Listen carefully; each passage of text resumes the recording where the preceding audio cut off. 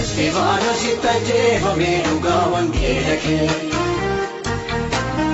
Yohaannis itti qalamee dhugaa wangeela kee. Lafa hin geenye nan si ga'anaa kenna yaada kee. Istifaanos tajjeefamee dhugaa wangeela kee. Yohaannis itti qalamee dhugaa wangeela kee. Lafa hin geenye nan si ga'anaa kenna yaada kee. Nagaan gooftaa keenya Yesuus Kiristoos iddoo jirtan hundumaatti isiniif baay'atu. Maqaa Yesuus Kiristoosiin akkam jirtu? Araarri Waaqayyoo naannoo isin jirtan hundumaas abuufatu. Ani obboleessa keessan addunyaadhaa sagalee Waaqayyoo daqiiqota muraasaan qoqqoodee isinii qooduudhaaf qabadhee dhufeera.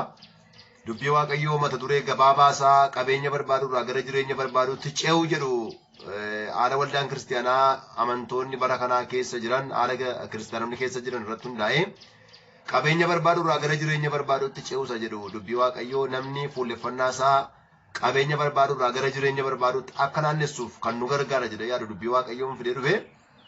Waldaa kiristaanaa bara keenya amma nu keessa jirru keessatti namoonni waldaadhaa gara waldaatti wanti isaan barbaadan eebba yookaan milkaa'ina isa jedhamu yeroo inni qabatamaatti yeroo inni ta'aa jiru keessa argaa hin jirra. Gaafa waldaa kiristaanaa keessatti dubbii Waaqayyoo dubbannullee gaafa waa'ee mootummaa Waaqayyoo dubbannu fudhataminni qabu agas mara yeroo inni hin taane agarra. Waa'ee qalbii jijjiirrannaa, waa'ee Waaqayyootti jiraachuu, waa'ee waa Kiristoos wajjin dhanna tokko ta'uu, waa'ee kaayyoo isa Yesuus Kiristoos gara biyya lafaa dhufeef gaafa kaafnu namoonni akkaataan fudhannaa isaanii akkaataan inni itti madaalli qabu namoota biratti akkaataan isaa xinnoo gadi bu'aa yommuu ta'uu fi waa'een eebba lafarraa yookaan waa'een badhaadhina lafarraa immoo gaafa ka'u namoonni baay'ee honnatanii akka isaan ka'an. Wanti namni gara waldaa kiristaanaa deemuufis inni guddaansaa qabeenya barbaadu akka ta'e bara kana hin argama. Baay'een keessan hin agartu. Nama hundallee yoo ta'u baate jechuu kooti.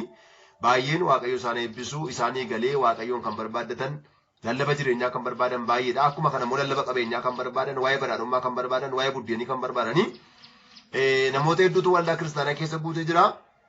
Tajaajiltoonnis yeroo isaanii amantoota misliid godhan gara hin taanetti caalaadhumatti waa'ee badhaadhummaa lafarraa duwwaa yeroo isaan lallaban amantoonnis immoo gurra isaanii kanaaf yeroo ergisanii fi namoonni hundumtuu eebba isa jedhamu kana duwwaa barbaaduutti yeroo fuuleffatu waan arguuf yookaan hundumti keenya waan agarruu fi baay'een namaa jechuu kootii hunda utuu hin taane hubannaa xinnaa ishee ta'a jedhee waan yaadee sagalee Waaqayyoo qabeenya barbaaduurraa gara jireenya barbaaduutti haceenu yookaan immoo gara sanatti ce'uusa jedhamuun ilaalla. Macaafuma qulqulluu keenya keessatti Yesuus Kiristoos wangeela Yohaannis boqonnaa 6 lakkoofsa 1 kaanee gaafa ilaallu hojiinni hojjete keessaa iddoo namoonni baay'ee itti tuuta'aniif gara isaa dhaqan inni guddaan tokko gaafa inni buddeen lafarraa namoota 5,000 nyaachiseedha. Namoota 5,000 buddeenuma soore. Buddeen inni namoota kana soore kun tokko dinqiidha. Akka inni itti dinqii ta'u qurxummii 2 buddeena garbuu 5 kana qofaa eebbisee baay'isee namoota danuu yeroo inni ittiin sooroo agarra. Hinga'a jedhamee kana yaadamne ga'ee irraa feeyyuu hurraan isaa gundoo hedduu amma ta'utti wanti xiqqoon maaddii tokkollee buddeenni ta'uu hin dandeenye hedduu yommuu inni ga'u agarra. Sana keessatti namoonni gaafa Yesuus Kiristoos xinnoo nyaachisee quubsee warra kaan fayyisee warra kaanitti wangeela lallabee jalaa gar tokkootti miliqee jalaa deemu namoonni iddoo sana jiran sun Yesuus Kiristoos irra akka isaanitti ija kaatan akka sirriin turre. Affeerraadhuma buddeenii kana Yesuus Kiristoos waan irra deebi'u itti fakkaatee Yesuus Kiristoosiin qabatanii mootii godhachuudhaaf yeroo isaan abbalanitti Yesuus Kiristoos jalaa deemu. Gaafa inni jalaa adeemu amma inni kiiloomeetira 5 amma 6 adeemu galaana qaxxaamuree gaafa inni deemu namoonni achitti buddeen gaafa sana nyaatan haala mijeeffatanii inni kaan miillaan inni kaan bidiruudhaan iddoo Yesuus ga'etti Yesuus Kiristoosiin barbaacha deeman. Gaafa bira ga'an gooftaadhaan akka jedhan barsiisa yoomas geesseetti hin jedhan. Inni immoo akka jedheen isinii jedhe buddeen nyaattanii waan quuftaniif na barbaaddu malee jireenyi isinii ta'e yookaan milikinni ani argisiise isinii gallaan miti jedhe. Bara sana keessa bara milikitaa ture Yesuus Kiristoos ilma Waaqayyoo ta'uusaa saba warra kaan warra saba Waaqayyoo hin ta'initti milikitaan itti agarsiisaa waan tureefi milikinni kun ittiin qabamee namoonni gara mootummaa Waaqayyootti akka darbaniif ture. Isaan garuu buddeenni sun isaanii mijannaan namichi kun mootii yoo nu ta'e itti fufee biyya kana geggeesse buddeen irraa afaan nu nyaachisa jedhanii jarra kaatan. Gooftaan akkasittiin jedhe gaa. Wangeela Yohaannis sana boqonnaa 6 lakkoofsa 27 irratti akka jedhe nyaata baduuf hin dhamayinaa nyaata jireenya bara baraatiif argamuuf dhamaa jedhee namni waan lafarraa waan irra argamee borbadu irra isaa kaachuun akka irra hin jirre in yaadachiise iddoo sanatti nyaata baduuf hin dhamayinaa nyaata jireenya bara baraatiif dhamaa ilmi namaa isa jireenya bara baraa ta'e kana nyaata sana isinii kennuudhaaf dhufee jedhe amma inni gaafa sana buddeen isaa hojjetamee qurxummiidhaan dhiyaate bakka bu'ee har'a immoo qabeenya sooruma milkaa'ina eebba wantoota kana barbaaduudhaaf namni waldaatti nammeera namni amma si'anoo wal gaafattan maal barbaadoo jettan milkaa'uun barbaada eebbifamuun barbaada qabeenya dabalachuun barbaada poozishinii dabalachuun barbaada sadarkaa hojii guddifachuun barbaada jedheetu faayinaanshaal poozishinii isaa ol kaafachuudhaaf yeroo inni waldaa kiristaanaa keessa naannoo agartu yoo waa ta'eef yoo konkolaataan bitameef yoo manni mana irratti ijaarameef yoo mindaan dabalameef yoo poozishiniin irratti daddabalameef si tolanatti kana waaqayyo namaa godhaa waan gaarii garuu xiyyeeffannoon kiristaanotaa inni guddaan poozishinii faayinaanshaal poozishinii sana barbaacha ta'uun irra hin jiraatu kanaaf yesuus akka jedhe ilmi namaa buddeena jireenyaa isinii kennu dhufe gara buddeena jireenyaa sana ilaalaa malee nyaata baduuf hin dhamayinaa jedheen nyaata baduuf hin dhamayinaa jedhe kanaafi macaafa qulqulluu keenya keessatti wanti waa'ee sooruma namoonni nama duukaa fiiganiitiif caafame waan baay'eetu jira namoonni nama sooruma barbaada namni waaqayyo abbaa qabeenyaa biyyaaf hin kenna waaqayyo abbaa qabeenyaa waldaadhaaf hin kenna qabeenyi yoo jiraate gaariidha kaayyoon lallaba kanaa abbootii qabeenyaa dimoralaayiz gochuu miti kaayyoon lallaba kanaa namoota qabeenya qaban akka isaan waaqayyotti hin jabaanne gochuu miti kaayyoon isaa amantoonni hundumtuu inni barate inni hin baranne beekaan wallaalaan hundumtuu qabeenya barbaacha waldaatti akka hin nammine qabeenya barbaacha gooftaa duukaa akka hin buune kan barbaadamu inni duraa jireenya akka ta'e jireenya sana immoo yesuus kiristoos kennuudhaaf gara biyya lafaa waan dhufeef hundumti keenya xiyyeeffannoon keenya qabeenya lafarraa ta'uun akka irra hin jiraanne macaafni qulqulluun sirriitti bilcheessee dubbata waaqayyo abbaa kenne qabeenya haa kennu rakkina hin qabu eebbaa kennu rakkina hin qabu sadarkaa haa kennu rakkina hin qabu namoonni waaqayyo jireenya kana qabaataniin hin fayyadu malee miidhaan qaban garuu immoo xiyyeeffannoon amantootaa xiyyeeffannoon kiristiyaanotaa xiyyeeffannoon warra waaqayyoon duukaa bu'anii kallattiidhaan isa kana duwwaa ta'uun irra hin jiraatu namni maal gochuu qaba jireenya barbaachuu qaba wangeela Maatiyos boqonnaa 6:33 gooftaa waan dubbate yaadatu duraan dursaati yaada keessan mootummaa waaqayyoo barbaadutti hidhaa saboota inni kan biraan itti isinii dabalamaa hinni dursu mootummaa waaqayyooti hinni dursu qalbii jijjiirrannaadha hinni dursu jireenya isa keessaa qubnetti deebi'uudha malee ofii keenyaati qabeenya irra ija kaanne gooftaa duukaa bu'u miti nyaata baduuf hin dhamayinaa qabeenyi hin bada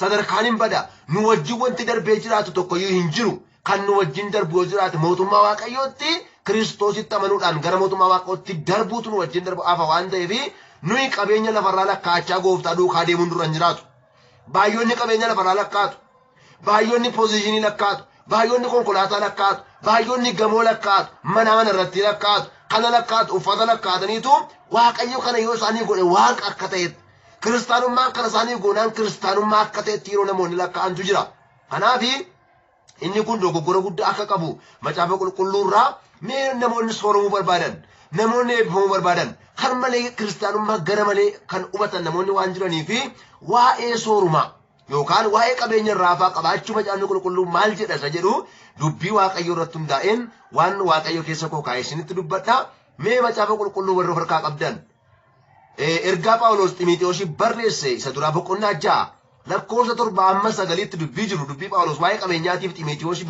isaa barreessu mee ilaallu walii wajjin qabeenyaa namoonni ari'an kana qabeenyaa namoonni adamsan kana eebbifamuun barbaada qabeenya argachuun barbaada konkolaataa argachuun barbaada mana irratti argachuun barbaada jedhanii namoonni duukaa fiigan kana qabeenyi irraa afaan waaqayyotti nama butamoo waaqayyotti nama fageessa qabeenya yeroo irraa afaa deemu namni maxxantummaa isaa waaqayyotti jabeeffatamoo irraa fagaata isa jedhamu dubbii waaqayyo keessaa mee ilaallu akkas jedha dubbiin achirra jiru Xiimotewos duraa boqonnaa 6 kaasee amma lakkoofsa 10tti mee lakkoofsa 7 irra jiru duwwaan dubbisa akka jedha nuyi waanuma tokkollee finnee gara biyya lafaa hin dhufne isa keessaas waanuma tokkollee fuunee bahuu hin dandeenyu jedha tokko waa'ee qabeenyaa gaafa yaadnu qullaa keenya gara haadha keenyaa keessaa akka baanu qullaa keenya immoo deebinee biyyoota akka deebinu homaa finnee biyya lafaa akka hin dhufin homaas fuunee deebi'uun akka hin danda'amne beekuun barbaachisaadha Kanaaf Phaawulos kana yaadachiisa. Homaa tokkoyyuu finnee gara biyya lafaan dhufne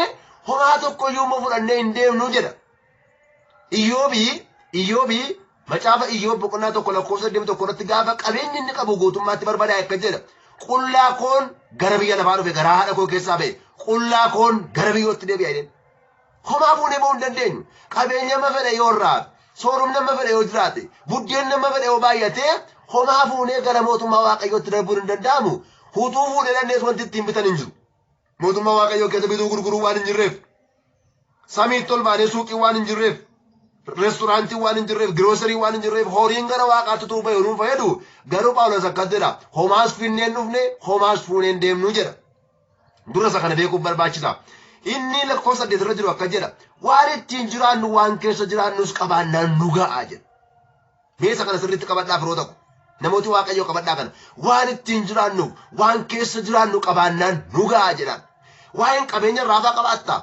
Biyya geeddaramaa qabaatta. Konkolaataa irratti konkolaataa bitta. Oor mana irratti mana ijaarta. Irraa afaa qabaatta. Inni jedhu macaafa qulqulluu keessaa akka jedha. Wanta keessa jiraannuuf waan ittiin jiraannu qabaannaan nu ga'a jedha. Amma namni nagaa jechuun barbaadu namni. Waaqayyo isin ga'a yoo jedha iyyuu namni kan nama dhibu lakki ati hin beektu yaa Waaqayyo nan ga'u kun waan jiru itti fakkaata namni. Macaafa seera ba'uu keessatti saba Israa'el gaafa Waaqayyo mannaa isaaniif kenne. Gaafa mannaa isaaniif kenne Waaqayyo akka jedhe kara Museedha Waaqayyo. Arra ammana funaannadhaa. Oomirii ammana funaannadhaa. Safartuudha oomiriin ammana funaannadhaa. Kanarraan dabarsinaa jennaan sabni sun diinee dabarse. Amma isaaf eeyyamame gararraa jiraachuu barbaada namni. Amma isaaf eeyyamame gararraa qabaachuu barbaada. Waaqayyo akka jedheen kana caalaan fuudhinaa. Ittiinan isin ilaala. Irraa afaan fuudhinaa. Amma arras hin ga'u duwwaa funaannadhaa jedhe gaafa Waaqayyotti immoo sabni sun garuu akkas godhe. Irraa afaa funaannatan. Isa booddee maal ta'e? Mana keessatti hin raamma'e in ajaa'ibe jedha. Tirfiin isaanii manni isaanii ajaa'u ta'e. Tirfiin isaanii harkatti raamma'u ta'e, qe'een raamma'u duwwaa ta'e, golli isaanii raamma'u duwwaa ta'e, isa Waaqayyo in ga'a jedhe namni na ga'a jechuu gaafa dadhabu waan hin taane keessa gala. Kanaafi Phaawulos namni Waaqayyo akka jedha waan keessa jiraannu waan ittiin jiraannu qabaannaan nu ga'a jedha. Horiin hin barbaachisaa, mindaan hin barbaachisaa, qabeenyi hin barbaachisaa, ammamitti amma mana nuu ta'utti, amma buddeen nuu ta'utti, amma waan ittiin jireenya keenya geggeeffannu qabaannutti irra afaa sooruma gurguddaa inni namni lakkaa'u kun macaafa qulqulluu keessaa hin jiru. Macaafni qulqulluun nagaa jechuu baay'ee. Haala namoonni baay'een nagaa jechuun beekan. Waaqayyo yoo fedha isaa ta'e ittiin of dabadu rakkinaan qabu. Garuu poozishinii nagaa jechuu beeku. Qabeenya nagaa jechuu beeku. Jireenya nagaa jechuu beeku. Yoo nagaa jenne hin eebbifamne. Yoo nagaa jenne itti fufnee jiraan. Nagaa yoo jenne Waaqayyo hin dabala. Nagaa gaafa jennu warra galata qaban taana. Nagaa nami jechuun beenne galata hin qabne ta'a. Hiriyaa koo tokkoon qaba. Naman baay'ee jaalladhu. Obboleessa wajjin tajaajilu iddoo biraa kan jiraatu tokko yeroo darbe tokko wajjin utuu haasuuf nuutu namni kun nama mana dhuunfaasaa qabudha. Namni kun nama mindaa gaarii qabudha. Yeroo darbe tokko hin tajaajilu ani kana booddee. Mun jedhu Waaqayyo fedhe maal taate maaltu sitti bade jennaan Waaqayyo warra kaaniif godhe malee anaaf naan goonee jedhe. Ilaala namni kun wanti itti irratti hin jiru. Jireenya gaariidha jedhamee yaadamu jiraata. Isaa gadi kan jiran namoota hedduutu jiraachuu danda'a. Nagaa jechuu dadhabuu isaarraa kan ka'e hiddoo aarsaa amma gadhiisuutti amma kanaatti deemuu barbaade. Firoota koo nagaa jechuun waan guddaadha. Akkasiin jedhenan boleessa koo qaama miidhamtoota ilaali. Qaami isaanii guutuutu hin ta'in. Hiddoo aarsaa Waaqayyoo dhaabatanii Waaqayyoon kan tajaajilan Waaqayyoof kan hojjetan hedduutu jira. Isaan ilaali jedheen gorsa. Dhuguma. Namni utuu tiratu hiyyummaan utuu taasa'u Waaqayyoo falkanii guyyaa hojjetu jira baay'een. Garuu warri garaan isaanii nagaa jechuu hin beekne Waaqayyoon komatu. Lakkoofsa 9 irra jiru dhaqa. Xiimotewos 6 lakkoofsa boqonnaa 6 isa duraa jechuudha. Boqonnaa 6 lakkoofsa 9 akka jedha. Warri sooromuu barbaadan immoo qoramatti, kiyyootti, kajeellaatti, gowwummaa isaan miidhu baay'ee keessattis hin kufu. Kajeellaawwan kunis balleeffamuuf baduu keessa isaan buusan. Ilaalaa waa'ee nama sooruma dharra'u. Ilaalaa waa'ee nama qabeenya raafaa dharra'u. Phaawulos gaafa dubbatu akka jedha kiyyootti galu'e, qoramatti galu'e, kajeellaa nama mancaasutti galu'e, hin gowwoomfamu'edha. Waaqumti nu haa gargaaru. Qabeenyaan nuyi duukaa fiignu kiyyootti nu gashi. Gaafa faarfannu kiyyoo kaayotu dinnina eegu harkaana baase waaqayyoo jenne faarfanna. Gaafa qabeenya irraa nu garuu qabeenyaan sun ofii isaatii kiyyoo nutti ta'uu danda'a jechuudha. Gaafa sagalee waaqayyoo keessaa dubbifanii tolu faarfannaa 124 irraa akkuma simbirroon kiyyoo adeemsituu jalaa baatu kiyyoo diinni kaa'e anjalaan ba'ee jenna. Garuu gaafa qabeenya irratti of gannu, garuu gaafa sooruma irratti of gannu, garuu gaafa soorumuudhaaf dharraan isaa nu keessa bulu ofii keenyaan kiyyoo keenya dhannee keessatti kufnaa jechuudha. Kanaaf maal jedhaa? Warri sooromuu barbaadan qoramatti galuudha, kiyyootti galuudha, kajeellaatti galuudha. Firoota koo qabeenya barbaacha waldaa dhaquunaaf, qabeenya barbaacha raajii biraa gara raajii biraatti, appoostolii tokko biraa akka appoostolii biraatti deemuun haafu. Waaqayyoo qabeenya nuu kennee jireenya nuu kennee fedha isaa nu jiraachisa. Garuu inni nu waldaa kiristaanaa nuuf inni dura qabeenya barbaadu hin ta'in. Jireenya barbaadu haa ta'u. Kanaaf mata dureen koo qabeenya barbaadu irraa gara jireenya barbaaduutti ce'u jedha. Yesuus Kiristoos jireenya kennuu dhufe. Qabeenya namaa hiruu dhufe miti. Beekaa kaayyoon ijoon Yesuus Kiristoos gara biyya lafaa dhufeef inni dura jireenya kennuudha malee qabeenya namaa hiruu miti. Kana beekuun waan guddaadha. Macaafa qulqulluu keenya keessaa obbolaa lamatu abbaa faanatu raaduunaanii inni tokko akka jedheen yaa barsiisaa abbaan koo du'ee jedhe Yesuus Kiristoosiin kottuuti obboleessi koo dhaala naaf hiruuf itti naa himi jedheen. Gooftaan dhiisee fakkeenya kan biraatiin bartoota barsiisee darbe. Namoonni baay'een waama gooftaan dhaala hiruu biyya lafaa dhufe fakkaatu itti akkas se'u. Waama inni warqee morma namaatti kaa'uudhaaf dhufe. Waama inni jireenya kan biraa namaa gochuudhaaf dhufe. Lakki inni jireenya kennu dhufe. Eden keessaa warra kufee ofii isaatti aarsaa ta'e warra sattamanan gara jireenya sanaatti ceesisuudhaaf dhufe Yesuus malee qabeenyaa hiruudhaaf hin dhufne. Kanaaf warri sooromuu barbaadan qoramatti, kiyyootti, kajeellaatti, hawwa garaatti dabarfamee kennamuudha Phaawulos. Kanaaf sooromuu gaafa barbaadnu kiyyootti gala akka jiru, sooroma gaafa ariinu, sooroma gaafa adamsinu kiyyootti gala akka jiru beekaa deemuun baay'ee barbaachisaadha isa jedhu kaasuun fedhanii. Atamittiin soorumii yookaan immoo qabeenyi kiyyootti nama gashasa jedhu tan deebi'a. Amma lakkoofsa 10 dhaqalaa akka jedha. Horii jaallachuun hundee wanti hamaan hundinuu irraa latuudhaa jedha. Gaafa horii dharraa nu jaallachuu keenyadha. Horii jaallachuun hundee wanti hamaan hundumtuu irraa latuudha jedha. Jedhee ka'eetu akka jedha. Namoonni gar tokko yaada isaanii horii argachuu irra kaa'atanii amanticha kaafadhanii jiru. Balaa guddaan isa kana dhala. Horii argachuu irra yaada isaanii kaa'atanii maalirraa badan? Amantiirraa badan.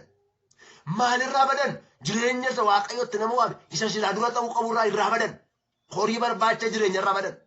Horii barbaacha kaayyoo kanarraa badan. Gooftaan machaa hunduma keenya gargaara. Ilaa isa isatti waamaman hutuu horii barbaadanii, hutuu qabeenya barbaadanii, hutuu sooruma barbaadanii, hutuu horii barbaadanii amantiirraa badu. Waaqayyo nu haa oolchu. Amantiirraa badu. Kaayyoo jagga namaarraa badu. Jireenyarraa ce'u horii barbaachatti. Kanaaf namoonni gar tokko yaada isaanii horii argachuu irra kaa'atanii amantiirraa badanii wadhee biyya takka jedha. Waraansa baay'eedhaanis of waraananii weera. Namatu isaan waraane miti. Diinatu isaan waraane miti. Isaantu of waraane. Maalitti of waraanan? Horii barbaacha. Qabeenya barbaacha. Kanatti of waraanan jedha. Kanaaf horii irra ija kaannee waldaa kiristaanaa qaqayyaruun sooruma barbaanne, qabeenya barbaanne, qabeenyaadhaan badhaadhoo ta'uu barbaanne waldaa kiristaanaatti gara waldaa kiristaanaatti daddarbuun waaqayyo qabeenya fidii, waaqayyo gamoo fidii, konkolaataa dabalii kana godhi jechuun rakkina mataasaa qaba waan ta'eef isa duraa jireenya barbaan waaqayyo isa nu barbaachisu nuu kenna. Galanni isaaf haa ta'u horiin attamitti kiyyootti nama galcha akkamitti qormatti nama galcha kutaattaanuun walaagaa. Ba'aa dhugaa keetiin baatanii komaatti yuutuu lakkaa'inii ijoolleen kee bara ergamoota xumuraniiru qabsoo isaanii atoonarraayyuu gatii qabdaa naafis dhiiga kee dhangala'e bor fuula keetti leeyya'urraa matarra ga'ee koo yoon badee Istifaanos itti ajjeefamee dhugaa wangeela kee Yohaannis itti qaalamee dhugaa wangeela kee lafan hin geenye nan si ga'anaaf kenna yaada kee Istifaanos itti ajjeefamee dhugaa wangeela kee Yohaannisitti qaadame dhugaa wangeela kee.